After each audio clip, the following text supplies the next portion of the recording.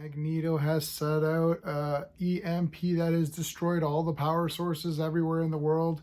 People are dying, people are pissed off, and Wolverine is out for revenge in issue 3 of Wolverine Revenge. I've been loving this series. Wolverine is basically my second favorite Marvel character, though sometimes he can be the first. I just like Cyclops a lot, and of course Hulk, Spider-Man, Daredevil, Hawkeye, those kind of guys are all in there. The Wolverine series, anything related with Wolverine on his own has been the only thing I've been buying from Marvel, literally. Though I did buy Ewoks #1, and there's a review for Ewoks on my channel, which I liked. That was Star Wars and Marvel, which is really almost like unheard of that I would even buy that. But I love Ewoks, and it was actually not too bad.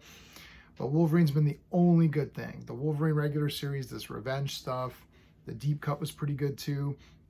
I'm going to review this using my space system: story, pacing, artistry, characters, enjoyment. Each category gets a score between 0 and 2. 2's the best you can get. I love the story. I'm giving it a 2.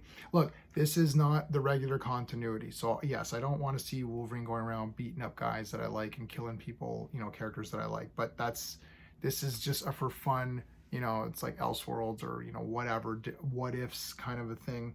So judging it by that, I think it's really neat.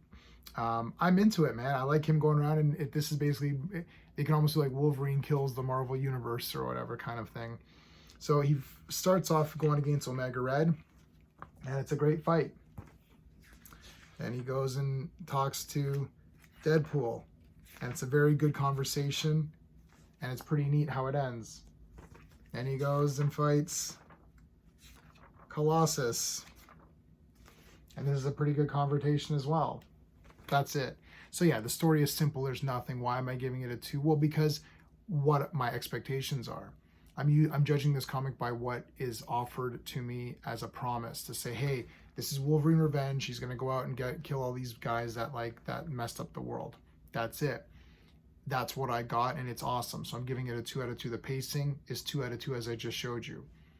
It's like 3 encounters. This is like the perfect D&D adventure. It's like 3 encounters, 3 guys to face off. You defeat each one differently. That's it. Perfect. Love it. The art, I'm giving it 2 out of 2, man. It's awesome. Great art in this comic. If I give a perfect score to art, that doesn't, again, it's compared to what your expectations are in this comic. Obviously, Jack Kirby is still the king of comics, right? Or Neil Adams or Alex Ross or any of these guys. I like Jim Aparo as well. I know, don't mention his name often. So, I mean, yeah, but the art in this is awesome. I'm liking it, man. It's pretty good. Now, this is the Red Band one. There's only 2 pages from what I could tell. There's only 2 pages of gore. So page 1 here is different, and then there's one other page. Do you need to get the Red Band thing? Does it cost more? If it costs more for the Red Band, you could skip it, to be honest. I mean, I have to get it because it's Wolverine, so I definitely want the the better version, but it doesn't really matter that much. Characters, well, I'm giving it a 2 out of 2 because I love Wolverine. I love the characters here. I loved him and Wade's interaction and how that ended. That was really cool. I'm not going to spoil it for you because it's still somewhat new. And the enjoyment factor, I'm also going to give it a 2 out of 2. So I'm giving this a 10 out of 10. Look, man, it is what it is. I liked it. I thought it was awesome. I read through it. I was like, wow, that was great. I could read it again right now. Usually, if I read a comic, I was like, wow, that was awesome. I'm going to read that again. And then I want to read it immediately again. That's a good comic. That's it. We're just looking for good, fun stuff.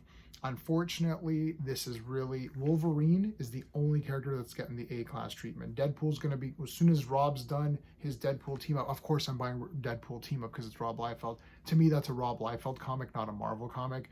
Once Rob is done with that and moves on to Youngblood, which I can't friggin' wait for, buddies. Youngblood, I'm going to be covering the hell out of that. You're gonna be liking my Youngblood stuff. Yeah. Other than Wolverine, everything's terrible, it seems.